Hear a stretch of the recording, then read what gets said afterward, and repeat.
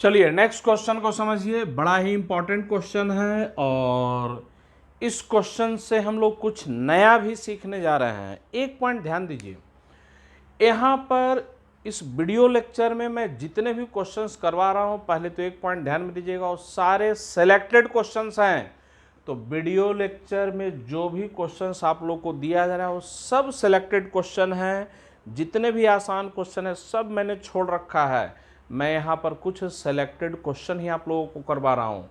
और शुरू में मैंने क्या बताया था कि अगर जिस स्टूडेंट्स का सॉलिड स्टेट का कॉन्सेप्ट क्लियर है, इमेजिनेशन क्लियर है, तो मोस्ट ऑफ द क्वेश्चन उससे खुद बन जाएगा। तो ये ध्यान में रखिएगा, ज़्यादातर क्वेश्चन आपसे खुद बनेगा।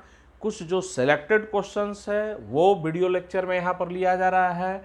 तो ऐसे क्वेश्चन को, जितने भी क्वेश्चन अभी तक किए हैं या आगे आने वाले जितने भी क्वेश्चन हैं वो सब आप अपने नोट्स में रखिएगा। ये सब सारे के सारे सेलेक्टेड क्वेश्चन हैं और कुछ क्वेश्चंस के थ्रू भी हम लोग नए चीज़ को सीखेंगे। तो इसमें यहाँ पर कुछ वैसे भी क्वेश्चंस मिलेंगे कि उस क्वेश्चंस के थ्रू भी कुछ नया सीखने को मिलेगा, वैसा ही एक क्वेश्चन है। तो आते हैं इस क्वेश्चन को समझते हैं और इससे नया क्या सीखेंगे हम लोग वो भी देखेंगे। तो बोला क्या जा रहा है, when heated above 916 degree Celsius iron changes its structure from BCC to FCC.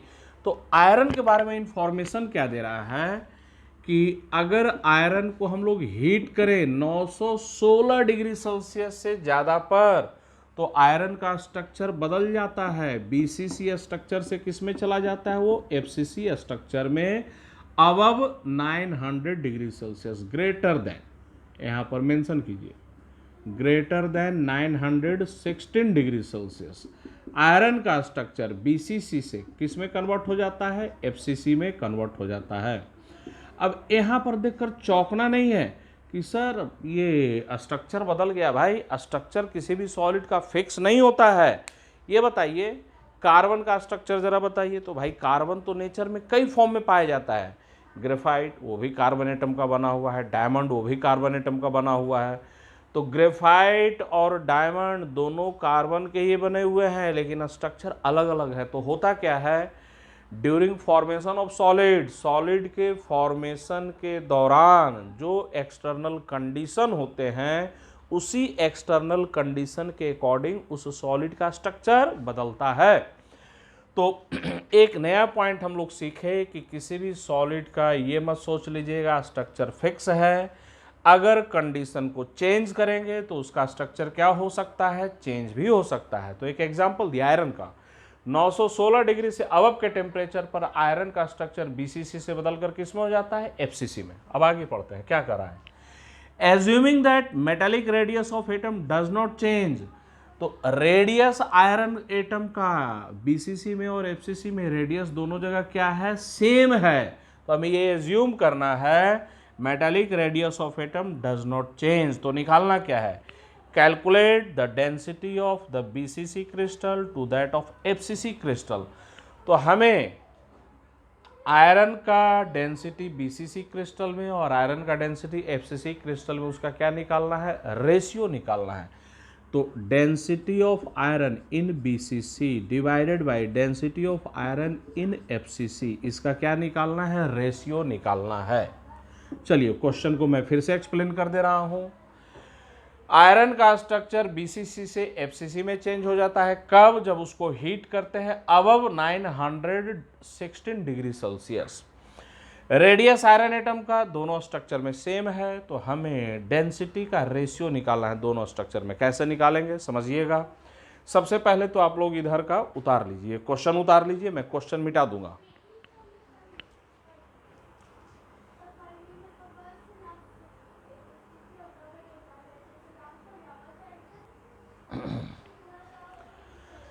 चलिए एक नया पॉइंट हम लोग यहां पर सीखेंगे और उसका प्रूफ भी मैं बताऊंगा। नया पॉइंट मैं क्या बोल रहा हूं कि कोई गिवन एलिमेंट, एक गिवन एलिमेंट की बात कर रहा हूं। मैं बोलूं कि कोई गिवन एलिमेंट है एक्स, ये एलिमेंट आयरन भी हो सकता है, सोडियम भी हो सकता है, कॉपर भी हो सकता है। तो एनी गिवन एलिमेंट अगर ये दो या दो से ज़्यादा स्ट्रक्चर में पाया जा रहा हो तो कोई गिवन एलिमेंट दो या दो से ज़्यादा स्ट्रक्चर में पाया जा रहा हो तो उन डिफरेंट स्ट्रक्चर में डेंसिटी का रेशियो पैकिंग फ्रैक्शन के रेशियो के क्या होता है, बराबर होता है। पूछेगा सर कैसे, तो इसको अभी हम लोग प्रूफ करेंगे, लेकिन अभी इस स्टेटमेंट का यूज करें क्वेश्चन बनाने के लिए। मैं स्टेटमेंट को ध्यान से समझिएगा। कोई गिवन एलिमेंट डिफरेंट स्ट्रक्चर में पाया जा रहा हो तो उस डिफरेंट स्ट्रक्चर में डेंसिटी का रेशियो पैकिंग फ्रैक्शन के रेशियो के बराबर होता है। तो आयरन एक गिवन एलिमेंट दो स्ट्रक्चर में पाया गया, बीसीसी और एफसीसी, तो इसका डेंसिटी का रेशियो पैकिंग फ्रैक्शन के रेशियो के क्या होगा, बराबर होगा। तो ये ratio packing fraction in BCC structure divided by packing fraction in FCC structure. अब हम लोग पैकिंग फ्रैक्शन पर आते हैं। तो बीसीसी स्ट्रक्चर में पैकिंग फ्रैक्शन कितना, 0.68। एफसीसी स्ट्रक्चर में पैकिंग फ्रैक्शन कितना, 0.74। याद कीजिए, बीसीसी में 68% स्पेस ऑक्यूपाइड है और एफसीसी में 74% स्पेस ऑक्यूपाइड है। अब कैलकुलेट कर लीजिए, डायरेक्ट आंसर आ जाएगा। चलिए, डेंसिटी का रेशियो अगर इसको हम लोग कैलकुलेट करेंगे तो ये कितना आएगा, 0.918। तो ये तो हम लोग का आंसर आ गया। अगर ये पॉइंट पहले से पता होता तो हम लोग तुरंत निकाल लेते, लेकिन ये पॉइंट मैंने पहले से जानबूझकर नहीं बताया था। एक दो पॉइंट न्यूमेरिकल के टाइम पर ही मैं बताने वाला हूँ। अब हम लोग इसके प्रूफ पर आते हैं। तो यहाँ से प्रूफ करते हैं अल्टरनेट। अब इसी क्वेश्चन को डिटेल से बनाया जाए, यही क्वेश्चन अब हम लोग डिटेल से चलते हैं। डेंसिटी का रेशियो निकालना है बीसीसी और एफसीसी स्ट्रक्चर में। चलते हैं, डेंसिटी का रेशियो निकालिए। डेंसिटी बीसीसी, डेंसिटी किसमें, एफसीसी। चलिए, डेंसिटी का फॉर्मूला बोलिए, Z by NA into M A cube. चलिए, Z by NA into M into A cube, यही हो गया डेंसिटी का फॉर्मूला। अब एक एक कर डाटा रखिए। बीसीसी स्ट्रक्चर में Z बराबर कितना, 2। एफसीसी स्ट्रक्चर में Z बराबर कितना, तो 4। ठीक है। चलिए, उसके बाद हम लोग नेक्स्ट आगे आते हैं, ठीक है ना। अब ये एज लेंथ, ये हम लोग का ए क्यू, तो ये बताइए ये ए किसका हो जाएगा, हम लोग का बीसीसी स्ट्रक्चर का। ये इसका क्या चला गया, क्यू। ये एज लेंथ ए, ये कौन सा, एफसीसी स्ट्रक्चर का, उसका क्यूब कर देंगे, ये एफसीसी स्ट्रक्चर का। अब चलते हैं डेंसिटी के रेशियो पर हम लोग। तो डेंसिटी बीसीसी स्ट्रक्चर में divided by density FCC structure में, डेंसिटी का रेशियो। तो हम लोग का NA कैंसल आउट, M और M क्या हो जाएगा, कैंसल आउट। कितना आएगा हम लोग का, तो 2/4 इंटू A एफसीसी स्ट्रक्चर में divided by A BCC structure में, इसका क्या हो जाएगा, क्यूब हो जाएगा। अब एक एक कर हम लोग आते हैं।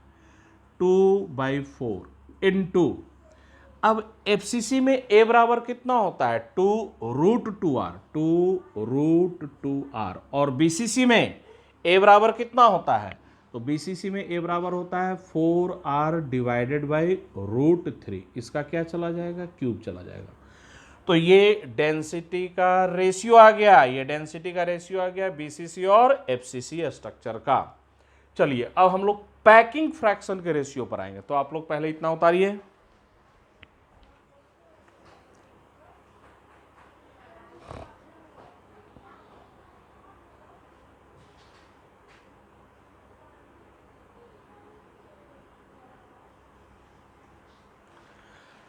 अब हम लोग पैकिंग फ्रैक्शन का रेशियो निकाले। पैकिंग फ्रैक्शन बीसीसी स्ट्रक्चर में divided by packing fraction FCC structure में, इसका रेशियो निकाला जाए। पैकिंग फ्रैक्शन कैसे निकालते हैं, याद कीजिए, ठीक है ना।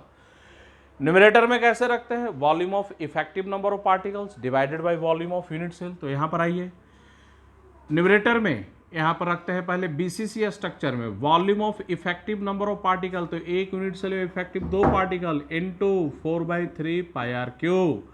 तो इसको देखकर बताइए, ये 2 पार्टिकल का वॉल्यूम है, divided by volume of unit cell, तो ABCC ये यूनिट सेल का वॉल्यूम। तो न्यूमरेटर में ये जो पैकिंग फ्रैक्शन हुआ, ध्यान दीजिए, ये पैकिंग फ्रैक्शन किसका है? BCC का। याद कीजिए कितने पार्टिकल का वॉल्यूम? 2 पार्टिकल का volume. Volume of effective number of particles divided by volume of unit cell. अब डिनोमिनेटर में आते हैं, volume of effective number of particles, तो एक यूनिट सेल में FCC में 4 पार्टिकल का volume 4 × 4/3 πr³ divided by volume of unit cell, तो A किसका हो जाएगा? FCC का। इसका क्या चला जाएगा? क्यूब। तो डिनोमिनेटर में पैकिंग फ्रैक्शन किसका है? FCC का। न्यूमरेटर में पैकिंग फ्रैक्शन किसका है? BCC का। रेडियस तो दोनों स्ट्रक्चर में सेम है, ये 4/3 πr³ 4/3 πr³ कैंसल आउट। तो पैकिंग फ्रैक्शन BCC स्ट्रक्चर में divided by packing fraction FCC structure में ये कितना आ रहा है हम लोग का? तो 2/4 इंटू ABCC AFCC कैसे हो जाएगा? FCC का ऊपर में डिवाइडेड बाई A किसका हो जाएगा? BCC का। इसका क्या चला जाएगा? क्यूब चला जाएगा। चलिए अब आगे आइए। तो इसकी कोई ज़रूरत नहीं थी, इसको मैं मिटा दे रहा हूँ, इसकी कोई ज़रूरत नहीं थी, इसकी कोई ज़रूरत नहीं थी, ये एक्स्ट्रा किया हुआ था। ये ध्यान दीजिए डेंसिटी का रेशियो कहाँ है? तो ये डेंसिटी का रेशियो BCC और FCC का है। ये पैकिंग फ्रैक्शन का रेशियो कहाँ का है? तो BCC और FCC का है। तो हम लोग क्या देख रहे हैं?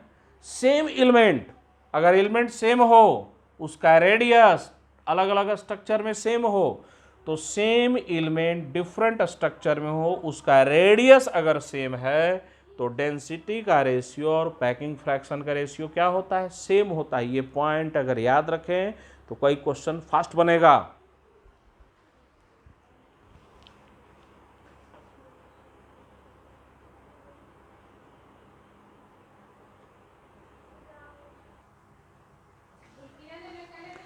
हाँ, इस पॉइंट को लिखिए आप लोग। क्या लिखा गया है? ध्यान दीजिए, अभी जो हम लोग प्रूफ किए थे वही लिखा गया है। ये बड़ा ही इंपॉर्टेंट पॉइंट है, इसको आप कंठस्थ रखिएगा न्यूमेरिकल सोल्व करने के लिए।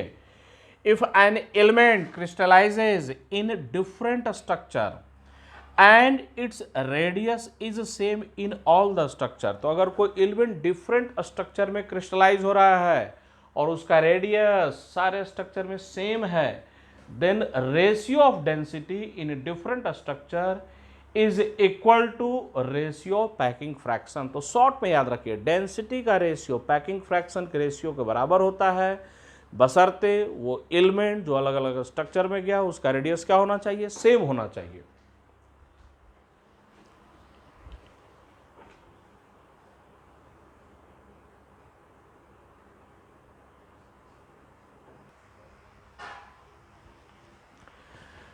हम लोग नेक्स्ट क्वेश्चन पर आते हैं। इस क्वेश्चन पर भी आप लोगों को ध्यान देना है, यहाँ से भी कुछ नया सीखने जा रहे हैं। तो ये जो दूसरा क्वेश्चन लिया गया है, नेक्स्ट क्वेश्चन, इससे भी कुछ हम लोग नया सीखेंगे। क्या नया सीखेंगे? ध्यान दीजिए, पहले क्वेश्चन को पढ़ा जाए। Silver has an atomic radius, मैं फिर से रिपीट करता हूं, silver has an atomic radius of 144 picometre. तो सिल्वर एटम का रेडियस दे दिया है 144 picometre, and the density of silver is 10.6 gram per centimetre cube. तो दो डाटा दिया, सिल्वर का रेडियस, सिल्वर का डेंसिटी। निकालना क्या है, पता क्या करना है? To which type of cubic crystal silver belongs. तो सिल्वर किस टाइप के क्यूबिक क्रिस्टल से बिलोंग करता है? Simple cubic, body centred cubic या फेस सेंटर्ड क्यूबिक पता करना है। तो क्वेश्चन का डाटा यहाँ पर लिखा हुआ है। सिल्वर का एटॉमिक रेडियस 144 पिकोमीटर, सेंटीमीटर में कितना? तो 144 इंटू 10⁻⁻10 सेंटीमीटर। डेंसिटी कितना? तो 10.6 gram per centimetre cube. Silver का मोलर मास, तो याद कीजिए सिल्वर का एटॉमिक वेट 108 होता है। ये सिल्वर का एटॉमिक वेट है। एटॉमिक वेट के आगे ग्राम पर मोल लगा दिए, क्या मिल गया? मोलर मास मिल गया। तो सिल्वर का एटॉमिक वेट 108, ग्राम पर मोल लगा दिए, मोलर मास मिल गया। हमें यह पता करना है सिल्वर किस टाइप के क्यूबिक क्रिस्टल से बिलोंग करता है। चलिए कैसे निकालेंगे समझिएगा। तो सिल्वर के डेंसिटी पर हम लोग आ जाएं। डेंसिटी का formula Z/m divided by Na into A Q. भाई क्यूबिक क्रिस्टल का डेंसिटी का फॉर्मूला यही है, ठीक है ना। अब यहां पर हम लोग का डेंसिटी का डाटा दे दिया है, ये पता है, ठीक है ना। एवोगाड्रो नंबर भी पता है, m भी पता है, ठीक है ना। Z निकाल लें तो हम लोग का स्ट्रक्चर पता चल जाएगा। कैसे? अगर Z1 तो इसका मतलब सिंपल क्यूबिक, Z आया 2 तो BCC और Z आया 4 तो कौन सा? FCC। तो ध्यान दीजिए, डेंसिटी पता है, एवोगाड्रो नंबर पता है, मोलर मास पता है, ठीक है ना, लेकिन A नहीं पता है। उसका रीजन, सिंपल क्यूबिक के स्ट्रक्चर में A बराबर 2R, BCC के स्ट्रक्चर में A बराबर 4R/√3 और FCC के स्ट्रक्चर में A बराबर कितना? 2√2R। तो हमें A नहीं पता है भाई, स्ट्रक्चर ही नहीं पता है कि सिंपल क्यूबिक है या BCC है या FCC है। तो जब स्ट्रक्चर ही नहीं पता है तो A भी नहीं पता है। तो हम लोग इस क्वेश्चन को कैसे करेंगे? तो दो मेथड है, एक है हीट एंड ट्रायल। तो पहले मैं आपको हीट एंड ट्रायल मेथड समझा देता हूं, बनाऊंगा नहीं। समझिए हीट एंड ट्रायल मेथड से कैसे करेंगे। बहुत लंबा है लेकिन आसान है समझने में। तो ध्यान दीजिए, डेंसिटी तो दे दिया, एवोगाड्रो नंबर पता है, मोलर मास पता है, हमें ये नहीं पता स्ट्रक्चर कौन सा है। मान लेते हैं, एज्यूम करते हैं सिंपल क्यूबिक स्ट्रक्चर एज्यूम कर लिए। तो जब सिंपल क्यूबिक स्ट्रक्चर एज्यूम करेंगे तो ए बराबर कितना? 2R का क्यूब। अब ध्यान दीजिए, R पता है, सिंपल क्यूबिक स्ट्रक्चर एज्यूम करते हुए ये Z निकालेंगे। अगर एज्यूम करते हुए Z बराबर 1 आ गया तो इसका मतलब स्ट्रक्चर कैसा था? Simple cubic. जो एज्यूम किए वो सही आ गया, लेकिन ऐसा होगा नहीं, Z बराबर 1 नहीं आएगा। तो हम लोग अब आगे बढ़ जाएंगे। अब हम लोग इसको एज्यूम करेंगे BCC का स्ट्रक्चर, तो AQ। अब BCC के स्ट्रक्चर में A बराबर कितना है? 4R/√3। तो हम लोग एज्यूम कर रहे हैं BCC स्ट्रक्चर, तो A बराबर 4R डिवाइडेड बाई √3 इसका क्यूब। BCC स्ट्रक्चर एज्यूम करते हुए Z बराबर 2 आ गया। तो अगर BCC स्ट्रक्चर एज्यूम करते हुए Z बराबर 2 आता है, 2 आता है, तो इसका मतलब हम लोग का जम्पशन सही है, लेकिन ये 2 नहीं आएगा। तो इसका मतलब स्ट्रक्चर BCC का भी नहीं है। तो अब लास्ट हम लोग का बच गया कौन सा? FCC बच गया, AQ था यहाँ पर। अब FCC में A बराबर होता है 2√2R, तो A बराबर रख दीजिए यहाँ पर 2√2R। इसका क्या कर देंगे? क्यूब कर देंगे। FCC स्ट्रक्चर एज्यूम करते हुए Z निकालेंगे, और FCC स्ट्रक्चर एज्यूम करते हुए Z निकालेंगे, Z आएगा 4। तो ये बताइए, हम लोगों ने एज्यूम किया था स्ट्रक्चर FCC स्ट्रक्चर एज्यूम करते हुए Z निकाले, Z आ गया 4। तो इसका मतलब हम लोग का जम्पशन सही है। तो स्ट्रक्चर कौन सा होगा? FCC। लेकिन सोचिए, मेथड बड़ा लेंदी मेथड है, तो मैं पूरे मेथड को फिर से रिपीट कर देता हूं कैसे हम लोग निकालेंगे यहाँ पर। तो ये अब ध्यान दीजिए, Z बराबर यहाँ से क्या आ जाएगा? तो ρ/Na/AQ डिवाइडेड बाई M। अब हमें Z निकालना है। पहले एक एक कर सिंपल क्यूबिक स्ट्रक्चर एज्यूम करते हुए Z निकालेंगे। Z1 आ गया तो इसका मतलब हम लोग का स्ट्रक्चर सिंपल क्यूबिक है। Z1 नहीं आया तो स्ट्रक्चर सिंपल क्यूबिक नहीं है। BCC स्ट्रक्चर एज्यूम करते हुए Z निकालेंगे। Z2 आया तो स्ट्रक्चर BCC का, हम लोग का जम्पशन सही। नहीं आया तो फिर स्ट्रक्चर BCC का नहीं है। तो फिर नेक्स्ट आ जाएंगे FCC पर। अब FCC का स्ट्रक्चर एज्यूम करते हुए Z निकालेंगे। Z अगर 4 आ गया तो स्ट्रक्चर कौन सा? FCC का, हम लोग का जो जम्पशन था सही था। तो Z बराबर 4 आएगा, स्ट्रक्चर मिलेगा FCC। लेकिन ये मेथड लेंदी है भाई, डेंसिटी बार बार Z निकालना और ये टाइम किल करेगा। तो हम लोग आते हैं, सर कोई ऐसा मेथड कि हीट एंड ट्रायल ना करना पड़े और बिना हीट एंड ट्रायल के बना सके। हाँ संभव है, ठीक है ना। तो ध्यान दीजिए, अगर हमें क्यूबिक स्ट्रक्चर में रेडियस और डेंसिटी पता हो तो तो क्यूबिक स्ट्रक्चर में अगर रेडियस और डेंसिटी पता हो तो हम लोग डायरेक्ट उसका पैकिंग फ्रैक्शन निकाल सकते हैं। तो मैं एक रिलेशनशिप दे रहा हूं, packing fraction equal to, relationship पर ध्यान दीजिए, 4/3 pi are cube into Na divided by m into density. ये रिलेशनशिप आप लोग को याद रखना है। इसको अभी मैं प्रूफ करूंगा कि ये रिलेशनशिप कैसे आया। तो ध्यान दीजिए, ये रेडियस पता है, ये डेंसिटी पता है, तो उस क्यूबिक क्रिस्टल का हम लोग पैकिंग फ्रैक्शन क्या कर सकते हैं, निकाल सकते हैं। कोई हीट एंड ट्रायल की जरूरत नहीं है। इस फॉर्मूला को कैसे डिराइव किया गया मैं अभी प्रूफ करूंगा।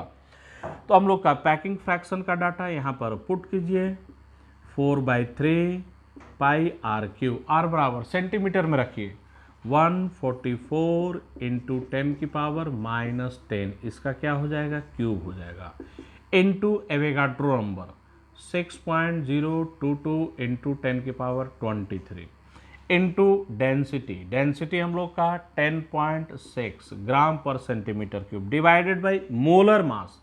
तो सिल्वर का मोलर मास 108 ग्राम पर मोल। सारे यूनिट कैंसल आउट हो जाएंगे। ध्यान दीजिए, यहाँ पर सेंटीमीटर क्यूब था, ये ग्राम per centimetre cube, centimetre cube centimetre cube cancel out, यहाँ पर ग्राम और ये ग्राम पर मोल, तो ग्राम ग्राम कैंसल आउट, और यहाँ का पर मोल और यहाँ का पर मोल क्या हो जाएगा, कैंसल आउट। सारे यूनिट कैंसल आउट हो जाएंगे।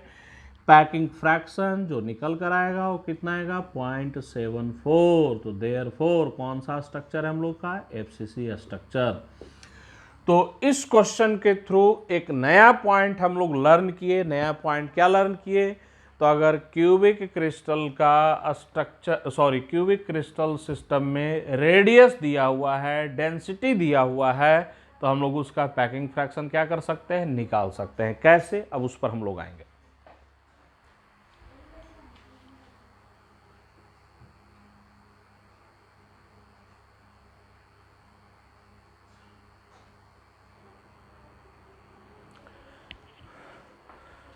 चलिए यहाँ पर ध्यान दीजिए, हम लोग एक रिलेशनशिप डिराइव करने जा रहे हैं। Relation between radius, density and packing fraction in cubic structure, चाहे वो सिंपल क्यूबिक हो, बॉडी सेंटर्ड हो, फेस सेंटर्ड हो, या कोई इमेजनरी क्यूबिक स्ट्रक्चर भी हो। तो किसी भी क्यूबिक स्ट्रक्चर में रेडियस, डेंसिटी और पैकिंग फ्रैक्शन में आपस में क्या रिलेशनशिप होगा वो निकालने जा रहे हैं। अब एक एक कर आइए। पैकिंग फ्रैक्शन कैसे निकालते हैं, तो न्यूमरेटर में क्या रखते हैं, volume of effective number of particles divided by volume of unit cell. तो डिनोमिनेटर में रखिए यूनिट सेल का वॉल्यूम, तो क्यूबिक स्ट्रक्चर यूनिट सेल का वॉल्यूम ए क्यूब। अब न्यूमरेटर में आते हैं, volume of effective number of particle, एक पार्टिकल का वॉल्यूम 4/3 पाई आर क्यूब। मान लेते हैं इफेक्टिव नंबर ऑफ पार्टिकल्स है जेड, सिंपल क्यूबिक जेड बराबर 1, बीसीसी जेड बराबर 2, एफसीसी जेड बराबर 4, ठीक है ना। तो इन जनरल मान लेते हैं इफेक्टिव नंबर ऑफ पार्टिकल्स, एक यूनिट सेल में है जेड, एक पार्टिकल का वॉल्यूम 4/3 पाई आर क्यूब, तो जेड पार्टिकल का volume Z into 4/3 pi are cube.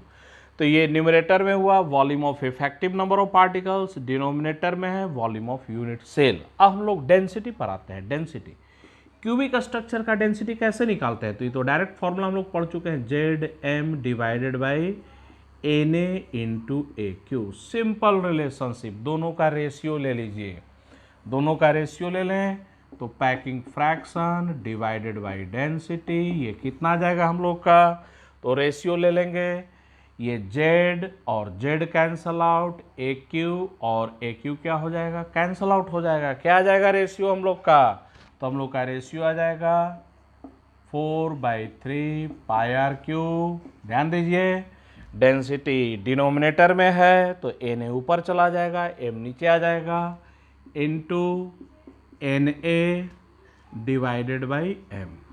अब डेंसिटी को राइट साइड में शिफ्ट कर दीजिए, तो packing fraction equal to 4/3 pi are cube into Na/m into rho. ये रिलेशनशिप हम लोग का आ गया। चलिए उतार लीजिए इसको।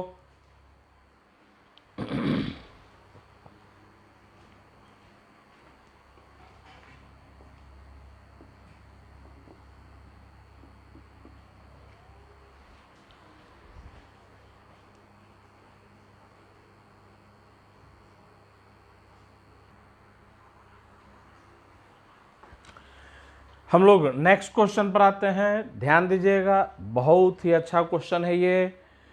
अगर क्वेश्चन को समझ गए तो ये क्वेश्चन बड़ा ही आराम से बनता है, नहीं समझ पाए तो ये क्वेश्चन नहीं बनेगा। ये क्वेश्चन फॉर्मूला से तो बनना ही नहीं बनना है, ये क्वेश्चन प्योर इमेजिनेशन का क्वेश्चन है, सिंपल क्यूबिक का क्वेश्चन है, प्योर इमेजिनेशन का क्वेश्चन है। अगर आपका इमेजिनेशन बढ़िया है क्वेश्चन तुरंत बनेगा, इजी लगेगा। तो क्वेश्चन को समझिए, बोला क्या जा रहा है, a simple cubic lattice consist of 8 identical sphere of radius R in contact placed at the corner of a cube. ये तो हम लोग जानते ही हैं, सिंपल क्यूबिक में पार्टिकल का लोकेशन कहाँ पर होता है, कॉर्नर पर होता है, और सारे पार्टिकल आइडेंटिकल तो उसको आइडियल बोलते हैं। और मैंने शुरू में ही बताया है, अभी तक हम लोग जो भी पढ़ रहे हैं सब आइडियल स्ट्रक्चर के बारे में ही पढ़ रहे हैं। तो सिंपल क्यूबिक का एक मॉडल मैं यहाँ पर दिखा रहा हूँ, ठीक है ना। पहला लाइन जो बोला गया मॉडल को देख लीजिए, समझिए मॉडल से ही, ठीक है ना भाई। ये सिंपल क्यूबिक का स्ट्रक्चर है, 8 आइडेंटिकल स्फीयर्स कहाँ पर रखे गए हैं, तो placed at the corner of a cube, cube के कॉर्नर पर 8 आइडेंटिकल स्फीयर्स रख दिए गए हैं, सब आपस में कांटेक्ट में है।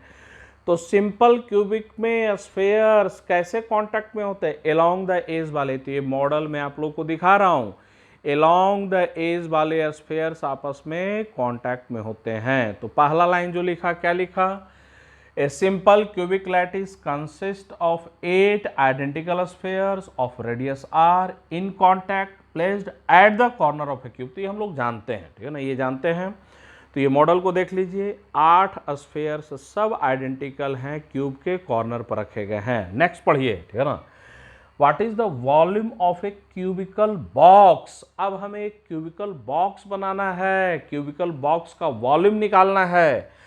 कैसा क्यूबिकल बॉक्स होना चाहिए वो कंडीशन समझिएगा। What is the volume of cubical box that will just enclose these 8 spheres. अभी आगे का पार्ट में बिल्कुल नहीं पढ़ूंगा, यहीं तक का पढ़ना है, बाद में पढ़ेंगे आगे का पार्ट, बस इतना ही पढ़िए। What is the volume of cubical box that will just enclose these 8 spheres, ठीक है ना। तो ये मॉडल देखिए, इमेजिन कीजिए, हमें एक क्यूबिकल बॉक्स का वॉल्यूम निकालना है। ऐसा क्यूबिकल बॉक्स होना चाहिए जो 8 स्फीयर को जस्ट इनक्लोज करे, मतलब उस क्यूबिकल बॉक्स के अंदर में ये 8 स्फीयर जस्ट फिट किए हुए हैं। तो अब समझिए यहाँ पर भाई, ये सिंपल क्यूबिक का स्ट्रक्चर, सिंपल क्यूबिक का स्ट्रक्चर, पार्टिकल्स कहाँ पर है, कॉर्नर पर है, सारे पार्टिकल्स आइडेंटिकल हैं। हमें एक बॉक्स इमेजिन करना है, वो बॉक्स कैसा होना चाहिए, तो उस बॉक्स के अंदर में ये 8 स्फीयर जस्ट इनक्लोज होने चाहिए। तो समझिए यहाँ पर एक सरफेस में यहाँ से निकाल रहा हूँ, मैं इसको कट नहीं कर रहा हूँ, यहाँ से टच करते हुए एक सरफेस मैंने यहाँ से निकाला, ध्यान से समझिएगा। दूसरा सरफेस में यहाँ से निकाला, ठीक है ना भाई। एक क्यूबिकल बॉक्स बना रहे हैं तो 6 सरफेस होना चाहिए, तो एक सरफेस में इधर से निकाल दे रहा हूँ, ठीक है ना, ऐसे टच करते हुए, एक सरफेस आगे से टच करते हुए। तो जरा ये बताइए, यहाँ से जो सरफेस निकलेगा इधर से, और इधर से जो सरफेस निकलेगा, ऐसे देखिए मैंने पकड़ रखा है, ठीक है ना। एक मेरा लेफ्ट हैंड देखिएगा, लेफ्ट पाम मेरा, ठीक है ना, बायां हथेली, दूसरा मेरा दाएं हथेली दिखिएगा, और मेरे बाएं और दाएं हथेली के बीच का जो डिस्टेंस है वो बताइए कितने आर के बराबर। तो मेरे दाएं हाथ और बाएं हाथ, ये जो पाम है, दाएं हथेली और बाएं हथेली के बीच का जो डिस्टेंस है वो 4r के बराबर। इसका मतलब जो क्यूबिकल बॉक्स बनेगा, ये देखिए क्यूबिकल बॉक्स जो हम लोग बनाएंगे उसका एज लेंथ कितने के बराबर, 4r के बराबर। सर ये तो मॉडल से आपने समझा दिया। ऑन बोर्ड पर आते हैं हम लोग, ऑन बोर्ड पर चलें और निकालें हम लोग। ऑन बोर्ड से हम लोग समझें तो ये क्यूबिक का स्ट्रक्चर हम लोग का दिखा दिया जा रहा है।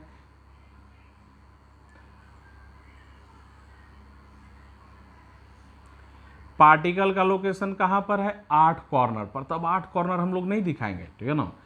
पार्टिकल का लोकेशन 8 कॉर्नर पर, तो दो कॉर्नर हम लोग दिखा रहे हैं, दो कॉर्नर दिखा रहे हैं, एक ये हो गया और दूसरा ये हो गया। अब जरा ध्यान दीजिए, ठीक है ना, ऐसे 8 स्फीयर है, ठीक है ना। यहां से लेते हुए हम लोग जब निकालेंगे तो ये बताइए, इधर वाले पॉइंट से लेते हुए जब बॉक्स निकालेंगे तो उस बॉक्स में ये 8 स्फीयर जस्ट अंदर में क्या हो जाएंगे, फिट हो जाएंगे। तो यहां से लेकर यहां तक का जो डिस्टेंस होगा वो उस क्यूबिकल बॉक्स के एज लेंथ के बराबर होगा। और डिस्टेंस बताइए, ये है रेडियस r, ये है रेडियस r, तो बोलिए ये कितना हो जाएगा हम लोग का 4r। तो एज लेंथ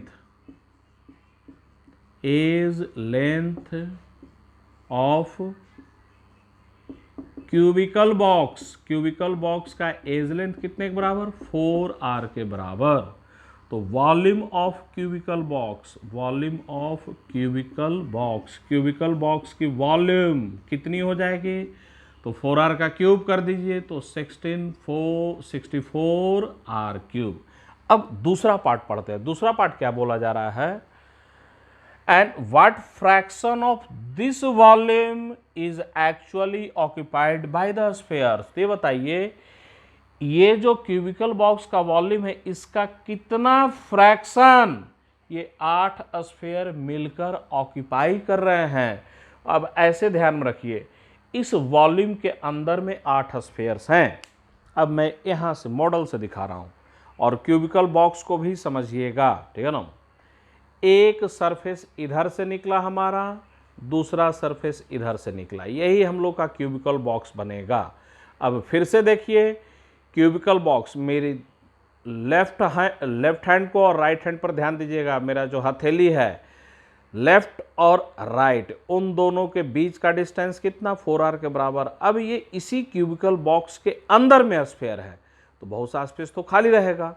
क्यूबिकल बॉक्स का वॉल्यूम कितना, तो 64r क्यूब। अब ये बताइए, इस बॉक्स के अंदर में ही 8 स्फीयर है तो ये 8 स्फीयर मिलकर कितना वॉल्यूम ऑक्यूपाई करेंगे, तो volume occupied by 8 spheres, volume occupied by 8 spheres. 8 sphere box के अंदर में हैं, 8 स्फीयर्स बॉक्स के अंदर में है तो वॉल्यूम ऑक्यूपाइड बाय 8 स्फीयर्स कितना, 8 इंटू 4/3 पाई r क्यूब। भाई एक स्फीयर का वॉल्यूम 4/3 पाई r क्यूब, तो 8 स्फीयर का वॉल्यूम इतना। 8 स्फीयर सब बॉक्स के अंदर में ही हैं तो 8 स्फीयर मिलकर इतने वॉल्यूम को ऑक्यूपाई कर लेंगे। तो फ्रैक्शन ऑफ वॉल्यूम ऑक्यूपाइड हम लोग को फ्रैक्शन निकालना है, ठीक है ना। तो मैं यहां पर शॉर्ट में लिख रहा हूं फ्रैक्शन, बस शॉर्ट में लिख दिया मैंने। डिटेल में क्या है, फ्रैक्शन ऑफ वॉल्यूम ऑक्यूपाइड। तो कितना फ्रैक्शन ऑक्यूपाइड है, तो 8 into 4/3 pi r cube divided by 64r cube. इसको सोल्व कीजिएगा, ये सोल्व करने पर आएगा 0.523। तो अभी भी हम लोग का सिंपल क्यूबिक में जो पैकिंग फ्रैक्शन होता है 0.523 वही आंसर आ रहा है। तो ये जो क्वेश्चन का जो सॉल्यूशन बताया गया, ये सॉल्यूशन को दोबारा रिपीट कर कर समझिए क्योंकि कहीं कोई फॉर्मूला नहीं है, प्योर इमेजिनेशन का क्वेश्चन है। तो मैं फिर से रिपीट कर रहा हूँ, वीडियो को पीछे लेकर जाइए, रिवाइंड कीजिए और क्वेश्चन के सॉल्यूशन को दोबारा देखिए। चलिए, तो आज के क्लास में इतना ही। अब हम लोग नेक्स्ट क्लास में मिलते हैं और नेक्स्ट क्लास में हम लोग हेक्सागोनल स्ट्रक्चर के बारे में क्या करेंगे, डिटेल से स्टडी करेंगे। तो नेक्स्ट क्लास हम लोग का हेक्सागोनल स्ट्रक्चर का होगा। मिलते हैं हम लोग नेक्स्ट वीडियो में।